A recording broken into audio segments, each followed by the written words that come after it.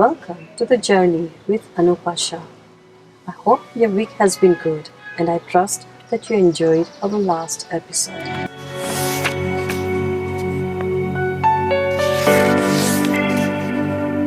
So, what is meditation? Meditation is training in awareness and getting a healthy sense of perspective by learning to observe your thoughts and feelings without judgment. When we sit to meditate, we are looking within ourselves in ways that might not at first seem obvious. Meditation can be done in any form. For example, you can concentrate on your breath or focus your attention on an object like a candle flame, or can be chanting a word like love, om, or even a prayer. Meditation is to the mind what physical exercise is to the body.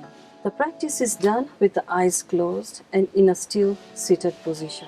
What's more important is to meditate consistently. It's one of those things where the journey is more important than the destination. Now you could be asking yourself, I have a busy schedule. Where and when best can I meditate? So everyone has a constant pressure to get as much done as possible, and more important priorities competing for our limited time. It's no surprise that meditation often gets ruled out in spite of our most sincere intentions to practice and reap its many benefits. If you can find time to brush your teeth, then you can find time to meditate. If you can find time to watch your favorite TV show, then you can find time to meditate. If you can find time to scroll through your social media, you can definitely and for sure find time to meditate. To help yourself get into the habit of taking more life-giving breaths, one way would be to set a time in the morning. And if that doesn't work, then you can choose any time during the day suitable for yourself. Start with 10 minutes or even commit to 5 minutes twice a day. And preferably meditate at the same time. That way you will establish a habit. And you probably think that to meditate you must be sitting cross-legged on a mat with your eyes closed. However, that must not be the case. You can meditate in all kinds of ways while walking, or as you sit in the bus or in your car, or even right before a meeting. For instance, you can turn walking into something intentional, like mindful walking. Inhale and slowly place your foot on the ground. And as you breathe out, breathe awareness so you can take the next step. Continue with this practice and it can be 1, 2 or 10 breaths, whatever you have time for. At the end of the day, set aside a few minutes before you go to sleep for meditation. This will even help you with better sleep and also decrease any sleeping disorders that you may have. The general rule is the busier you are, the more you need to meditate. I know this may sound unreasonable. However, one of the benefits of meditation is that it creates space for more creativity and increases our focus and our energy and immensely aids you to cope during stressful times. Well, you should know that getting distracted is part of the meditation. When you notice you're distracted, acknowledge the thoughts. Then turn your attention back to your breath or what you're meditating on. It doesn't matter if you do that 100 times. That is where the practice comes in. And you will strengthen your capacity to be mindful. So how do I know that I'm meditating the right way? The depth and the effect of your meditation manifests in your daily life. You will experience more tranquility, clarity of mind, and even more sensitivity towards those around you. You sometimes feel happy and find yourself smiling for no reason.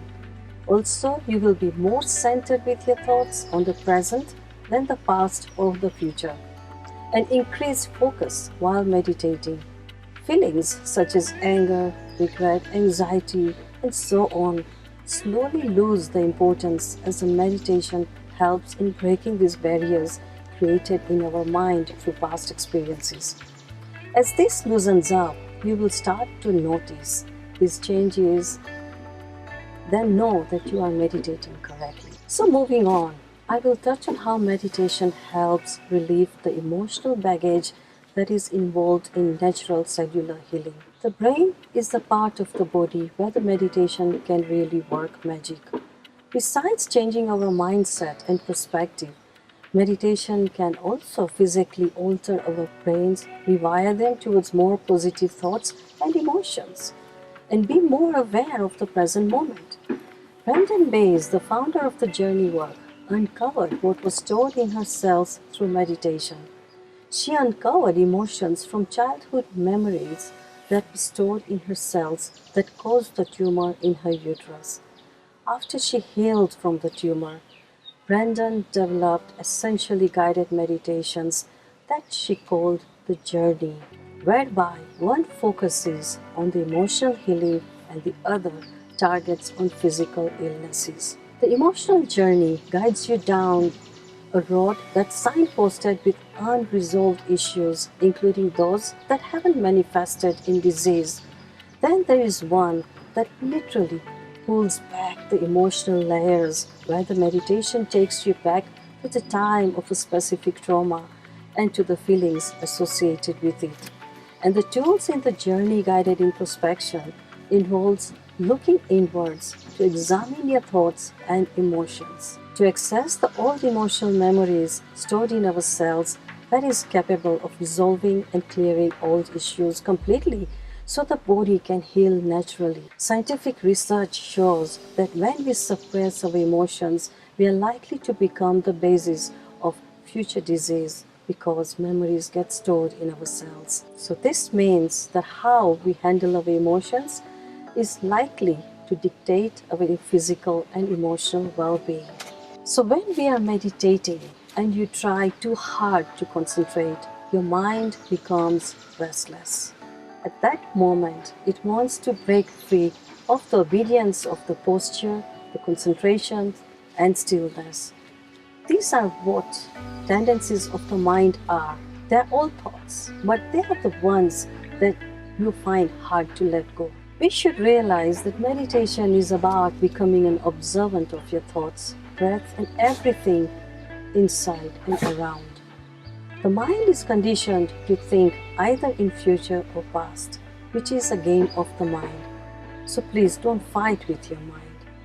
Have very short and effective meditation sessions, say 1 to 5 minutes, couple of times in a day, or perhaps do guided meditations if you have never meditated before, as this will allow you to follow the instructions of your guide without losing your meditation flow.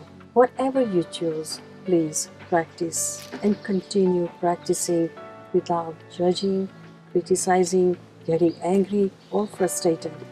Remember, it will take some time for your mind to adapt, then move on to longer period once you are comfortable. In case you are wondering why meditation is so important, you should know that it has a healing therapeutic value.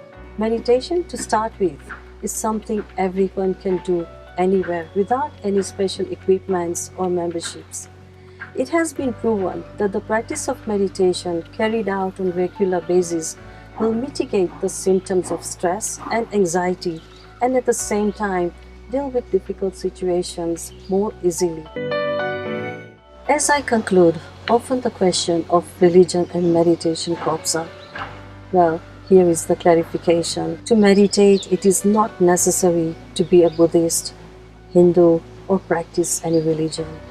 In fact, meditation has nothing to do with religion. Well, this is basically the introduction to the concept of meditation. I will give you a clearer picture of the meditation through an illustration in our next episode with Mala Dodia, who will guide us through a short meditation. Stay tuned and have a lovely week. Thank you.